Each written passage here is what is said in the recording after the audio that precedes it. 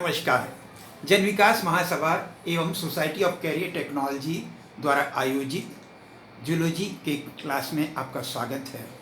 अभी हम लोग पिछले 4 दिन से इस बात पे चर्चा कर रहे थे कि कोरोना महामारी के बाद दुनिया की स्थिति क्या होगी, जिसमें हमने शिक्षा में क्या परिवर्तन हो सकता है, स्वास्थ्य में, और तीसरा जो रोजगार और व्यवसाय में।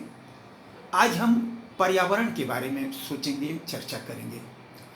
और पर्यावरण जो हमारे शरीर के चारों तरफ का जो वातावरण है, मिट्टी, पानी, धूप, हवा, जंगल, पहाड़, सूरज की रोशनी, ये सभी मिलकर के पर्यावरण बनाते हैं। एक विशेष बात हुई थी सन 1973 में 5 जून को स्टॉकहोम में विश्व पर्यावरण सम्मेलन हुआ था। तो उसमें हिंदुस्तान से उस समय की तत्कालीन प्रधानमंत्री स्वर्गीय श्रीमती इंदिरा गांधी गई थी। तो उन्होंने उस मीटिंग में एक विचार ये दिया था, मानव को भी एक संसाधन समझा जाना चाहिए, मिट्टी, पानी, धूप, हवा की तरह। और तभी से हिंदुस्तान में मिनिस्ट्री ऑफ ह्यूमन रिसोर्सेज या मानव संसाधन मंत्रालय की स्थापना हुई थी। इसके बाद पिछले कुछ सालों में समय को भी एक संसाधन समझा गया और 21वीं शताब्दी में ज्ञान और सूचना की जानकारी, इसको भी एक संसाधन समझा जाता है। पर्यावरण की जानकारी होना एक बात है और दूसरा हम उसे अपनी ज़िंदगी में कितना आत्मसात करते हैं, स्वीकार करते हैं, ये एक दूसरा पहलू है। वैसे तो हिंदुस्तान में उपदेशक बहुत हुए हैं और शायद सारी दुनिया से सबसे ज़्यादा उपदेशक हुए हैं, लेकिन उन उपदेशों को जमीनी स्तर पे क्रियान्वित करने वाले कर्मयोगी कम हुए हैं। तो हमें एक और अजीब बात है, पढ़ाई होती है, शोध होता है, अनुसंधान होता है, लेकिन अनुसंधान की बात अनुसंधान की पत्रिकाओं में, रिपोर्ट में तो छप जाती है। उसे स्कूल कॉलेज के पाठ्यक्रम में लाना और फिर उसे हमारी ज़िंदगी का हिस्सा बनाना, इसमें बहुत समय लग जाता है। तो एक तो हमें ऐसी व्यवस्था विकसित करनी है कि जो जानकारियां हैं उसे जल्दी से जल्दी हम अपने ज़िंदगी में आत्मसात करने की कोशिश करें। जैसे ये तो आप जानते हैं कि हमारी उस पूरी पृथ्वी पर जितने भी प्राणी हैं, उन्हें विभिन्न कामों को करने के लिए जो ऊर्जा या ताकत चाहिए, शक्ति चाहिए, वो सूरज नाना से मिलती है। लेकिन उस सूरज की जो ऊर्जा है उसे हम खुद सीधे सीधे नहीं इस्तेमाल कर पाते हैं। सिर्फ हरे पौधों में ये क्षमता होती है कि वो सूरज की रोशनी की उपस्थिति में वायुमंडल की कार्बन डाइऑक्साइड और ज़मीन से पानी लेकर एक क्रिया होती है प्रकाश संश्लेषण या फोटोसिंथेसिस, और प्रकाश संश्लेषण या फोटोसिंथेसिस के बाद वो भोजन बनाते हैं। इस क्रिया में वो कार्बन डाइऑक्साइड, जो कि हमारे लिए बेकार है लेकिन पौधे के लिए आवश्यक है, तो उस कार्बन डाइऑक्साइड को अपने अंदर लेकर और वो ऑक्सीजन को बाहर निकालते हैं। दूसरी तरफ जितने भी जीव जंतु हैं वो उस ऑक्सीजन को श्वास लेने की क्रिया में श्वास के साथ अपने अंदर लेते हैं, कार्बन डाइऑक्साइड को बाहर निकालते हैं। इस प्रकार दोनों के बीच में प्राकृतिक संतुलन बना हुआ था आज के 200 साल पहले तक। और इसके लिए ज़रूरी है कि जो पूरी पृथ्वी की ज़मीन की सतह है, भूमि है, उसके कम से कम 1/3 हिस्से यानी 33%, 33% पर हरे पौधों के जंगल होने जरूरी हैं। आज के 200 साल पहले तक हमारी इस पूरी पृथ्वी पर 2/3 हिस्सा जंगलों से घिरा हुआ था।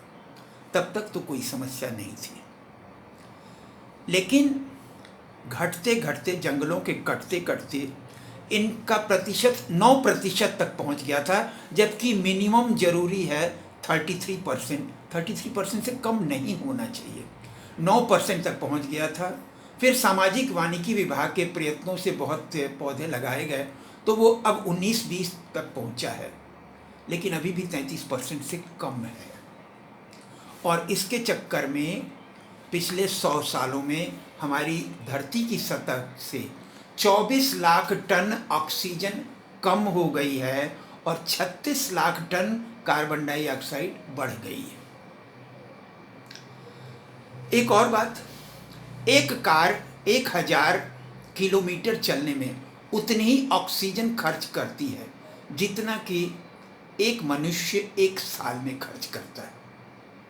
अभी तो पौधे और हरे पौधे और जानवर के बीच में ऑक्सीजन कार्बन डाइऑक्साइड का संतुलन बिगड़ा ही था, उसके साथ अब कारें भी आ गई। और किसी कार वाले से आप यदि कहें कि कार चलाना बंद कर दो, वो आपकी बात तो मानेगा नहीं। तो यदि कार हम ला रहे हैं अपनी धरती पर, तो उसी हिसाब से या तो उतने ही मनुष्यों को हम जान से मार दें या तो फिर उतने हरे पौधे लगाएं।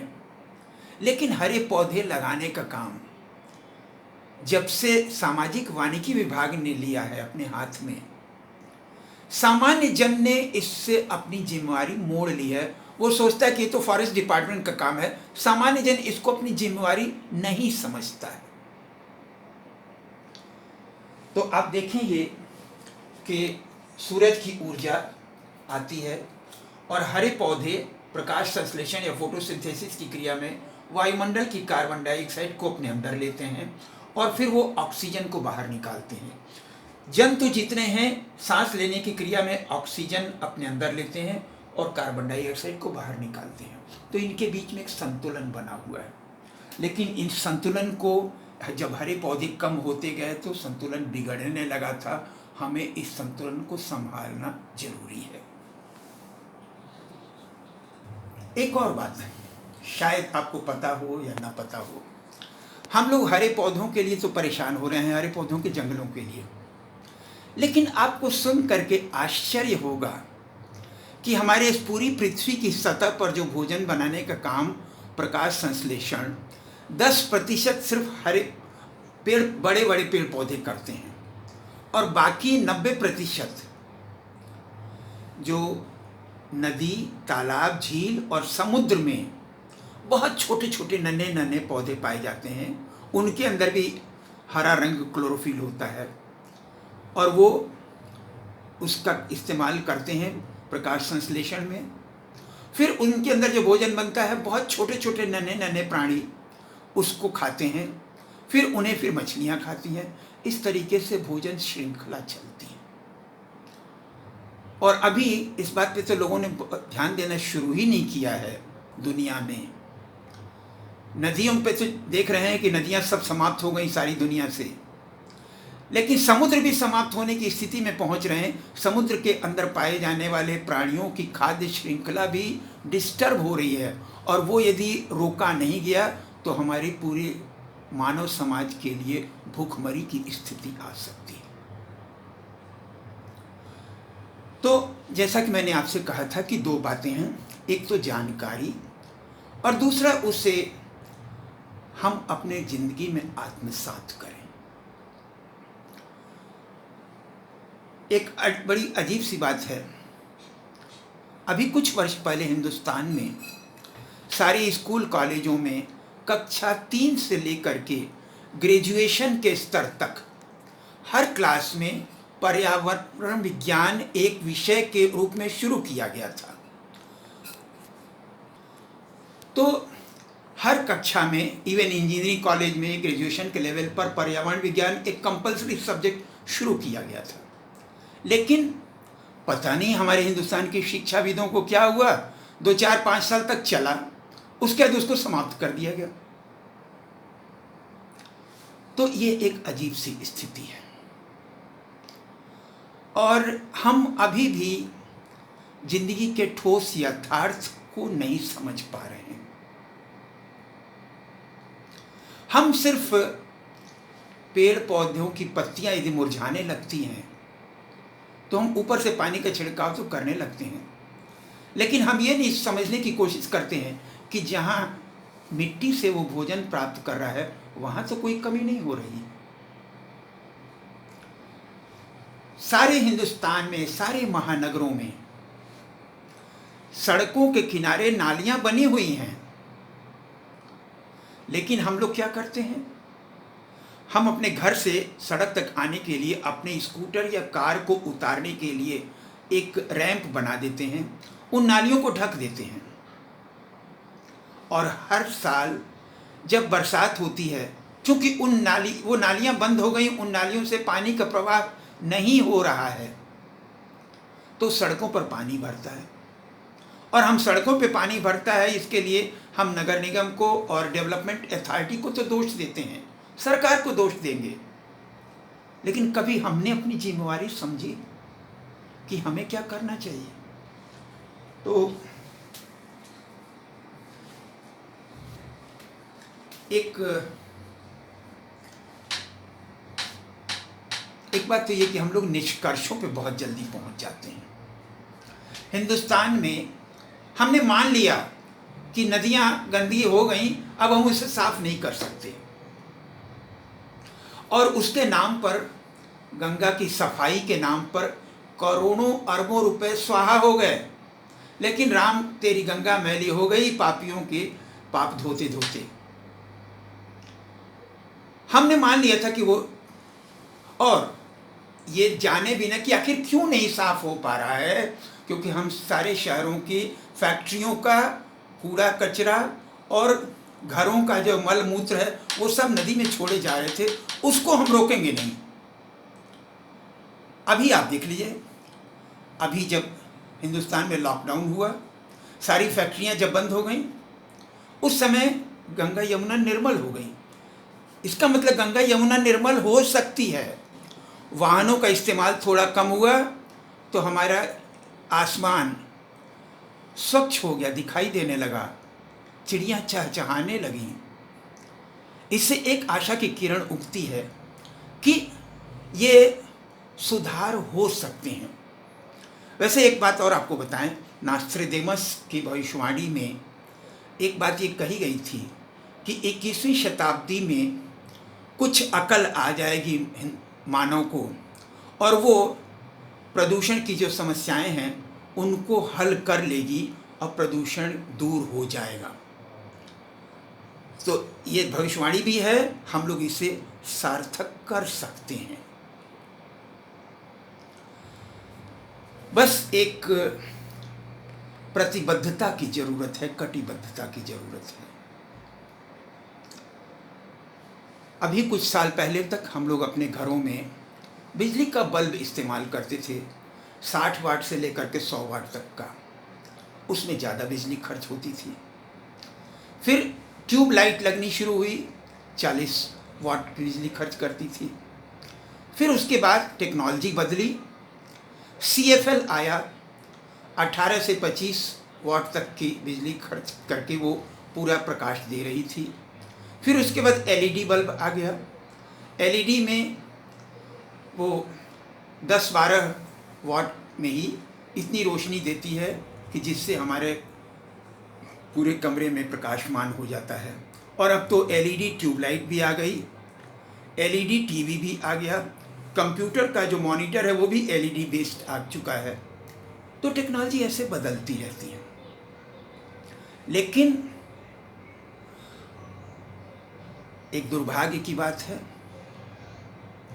हम लोग शिक्षा में, स्कूल कॉलेज में 11वीं 12वीं में शेक्सपियर का मर्चेंट ऑफ वेनिस तो पढ़ाते हैं।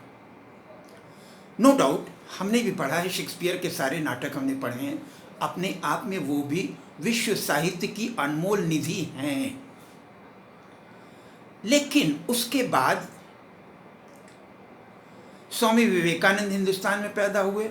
उन्होंने शिकागो में जो भाषण दिया उसे सारी दुनिया ने सुना, लेकिन वो आज तक हमारे हिंदुस्तान में 11वीं 12वीं के पाठ्यक्रम में शामिल नहीं हुआ। रविन्द्रनाथ टैगोर की गीतांजलि नहीं शामिल हुई, गीता अभी पाठ्यक्रम में नहीं शामिल हुई। हिंदुस्तान के सर्वपल्ली राधाकृष्णन शायद सारी दुनिया के अंग्रेजी के और जीवन दर्शन के, दर्शन शास्त्र के सर्वोत्कृष्ट विद्वानों में से एक रहे हैं। सर्वपल्ली राधाकृष्णन की अंग्रेजी एक बार मैंने पढ़ी और मैं तो मंत्रमुग्ध हो गया। आप भी कभी पढ़ें। हम उसे सिलेबस में नहीं ला रहे हैं, तो पता नहीं क्यों जो ऐसी अच्छी अच्छी बातें हैं उसे हम जिंदगी में नहीं उतार पा रहे हैं।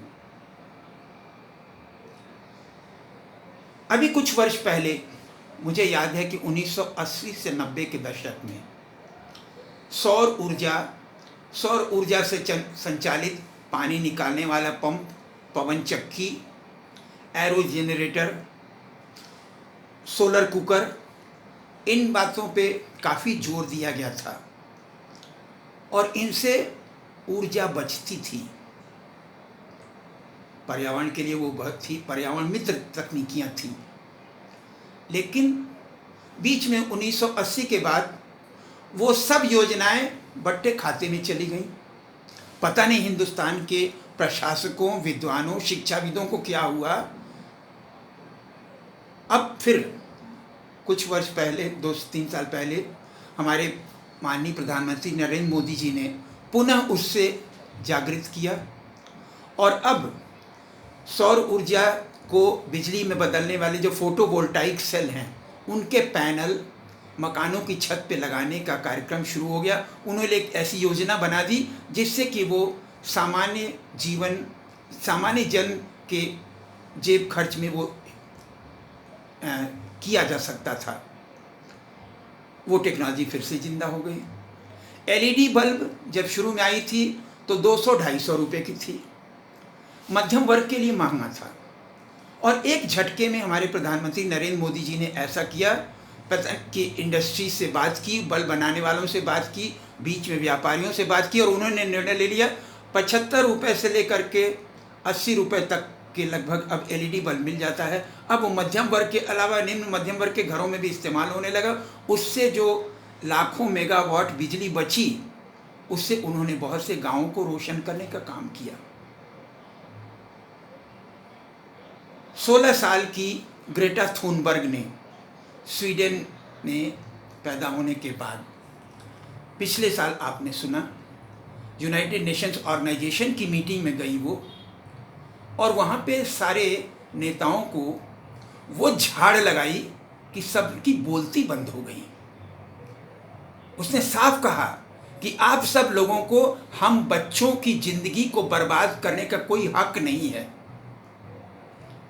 अभी हिंदुस्तान में भी उत्तराखंड से एक लड़की आई, 11 साल की लड़की रिद्धिमा पांडे, और वो पर्यावरण जागरूकता के लिए बहुत काम कर रही है। तो हम लोग कुछ बातों को हम मान लेते हैं कि हम नहीं कर सकते। जैसे अभी पिछले साल मैं देख रहा था कि दूरदर्शन पर पोरस और सिकंदर सीरियल आ रहा था। मुझे बड़ा अच्छा लगता था क्योंकि उसमें उस ऐतिहासिक पृष्ठभूमि के संदर्भ के साथ साथ हिंदुस्तान का जो वर्तमान संदर्भ है उसको इंगित करने की कोशिश की थी उन्होंने।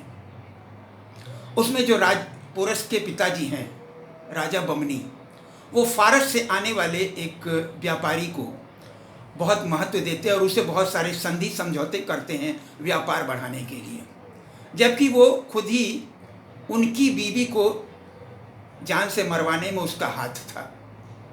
20 साल के बाद वो बीवी मिलती है पोरस की माँ, और वो बताती है राजा को, तो राजा मानने के लिए नहीं तैयार होता है। कहते हैं कि जो है वो सारा व्यापार हमारा ठप हो जाएगा। पोरस की माँ कहती है, क्या इस 20 साल के पहले हम हिंदुस्तान वासियों को क्या रोटी नहीं मिलती थी? और क्या इस व्यापार से जो संपदा बढ़ी है उसके बिना हम जी नहीं सकते? तो यही बातें सोचने की है। आइए 5 जून पर्यावरण दिवस है, इस पर हम कुछ संकल्प लें और उस संकल्प का प्रतिपालन करने में जरा अपनी प्रतिबद्धता दिखाएं। पहली बात, हम किसी से ये नहीं कहते कि नहीं भैया मत बंद कर दो, लेकिन हम पान, बीड़ी, सिगरेट, गुटखा और शराब पीने वालों से सिर्फ हाथ जोड़ करके ये निवेदन करें कि भैया आप एक महीने में 4%, यदि 100 रुपये की शराब पीते हैं तो बस 96 रुपये की शराब पीजिए, 100 रुपये की सिगरेट पीते हैं तो 96 रुपये की, 4% कम करिए एक महीने में। एक साल में कितना होगा? 12×4 = 48, खपत आधी पे आ जाएगी। और अगले साल फिर उनसे कहें कि ऐसे ही एक बार और आधी कर दीजिए। ऐसा हम कर सकते हैं। और इसके अलावा एक इस समय विश्वव्यापी समस्या है जिसकी जिम्मेवारी भारत सरकार को दी गई है, लेकिन हम लोग अभी उसे भारत सरकार की जिम्मेवारी समझे हुए हैं। हम सोचते हैं हमारी जिम्मेवारी नहीं है। पॉलीथीन का प्रदूषण बहुत बड़ी समस्या है। अभी कुछ साल पहले मुझे याद है कि हम घर में जो दाढ़ी बनाने का ब्लेड इस्तेमाल करते थे, तो ये जो रेजर होता था वो धातु का बना रहता था, और उसमें जो ब्लेड इस्तेमाल होता था उसके 4 फलक होते थे, 2 इधर की तरफ, 2 इधर की तरफ, एक ऊपर एक नीचे। उसमें इस्तेमाल करने के बाद खाली वो ब्लेड फेंका जाता था। रेजर सालों तक इस्तेमाल होता था। अब ये जो चल रहा है, वैसे due apology to the producers of this safety razor. अब ये ब्लेड इस्तेमाल होने के बाद 8-10 दिन के बाद ये फेंक दिया जाता है। ये जो प्लास्टिक है ये प्रदूषण को बढ़ाता है। कभी आपने सोचा है कि आपके बच्चे जो कोल्ड ड्रिंक की पाइप है इस्तेमाल करते हैं, वो पाइप भी जब पूरे हिंदुस्तान की इकट्ठी होती है तो समुद्र के किनारे वो भी बहुत बड़ा प्रदूषण करती है। अभी कुछ साल पहले तक हमारे घर में जो दूध आता था बोतल में आता था, और बीच में कब पता नहीं फैशन बदल गया, दूध की वो बोतल की जगह अब पन्नी में आता है। बाजार से हम अंडरवियर बनियाइन लेने जाते हैं, वो भी पन्नी के अंदर आता है, पता नहीं काहे को आता है। और इवन क्या आपने को मैं बताऊं कि सन 1954 में 1954 में सबसे पहले एक पर्यावरणविद ने एक बात पे ध्यान दिया था कि महिलाएं जो ऊंची एड़ी की सैंडल पहनती हैं, जूते पहनती हैं, उसमें जो लकड़ी का टुकड़ा लगाया जाता है, उस लकड़ी को के लिए बहुत सारे पेड़ काटे जाते हैं। कुछ ही साल पहले तक हमारी रेलगाड़ी की जो पटरियां थी उसके नीचे के जो स्लीपर थे वो लकड़ी से बने हुए रहते थे। हम इतना तो जानते हैं कि जब वो स्लीपर खराब हो जाते थे तो लोगों को जो है बहुत कम पैसे में नीलाम किया जाता था कि उसे घर में जला सकें, लेकिन उन स्लीपर के लिए बहुत सारे पेड़ कटते थे। लेकिन सरकार ने एक बार ध्यान दिया और अभी कुछ साल पहले ये टेक्नोलॉजी बदल गई कि रेल की पटरी के नीचे वाले जो स्लीपर हैं अब सीमेंटेड लगते हैं और उसके ऊपर लोहे के जॉइंट्स लगते हैं। लकड़ी का इस्तेमाल बंद हो गया।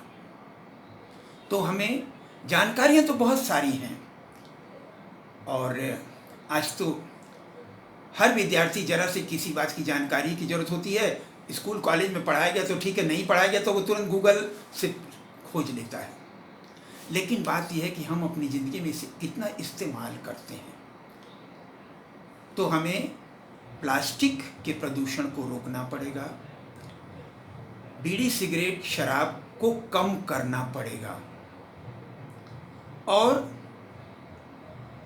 अपनी जीवन शैली में ऐसी कोशिश करनी पड़ेगी कि जिससे हम पर्यावरण का कम से कम विनाश करें, प्राकृतिक संसाधनों का कम से कम इस्तेमाल करें। और इस विषय के साथ आपको विश्व पर्यावरण दिवस 5 जून की हार्दिक शुभकामनाएं। धन्यवाद, नमस्कार। पुनः मैं आपसे कहूँगा, ये मैं कोई भाषण नहीं दे रहा हूँ, कोई लेक्चर नहीं दे रहा हूँ, ये तो चर्चा परिचर्चा है। आपकी समझ में भी कुछ बातें आ सकती हैं, आप बिल्कुल उसे अब सामने लाएं और लोगों तक पहुँचाएं तो बात बनेगी।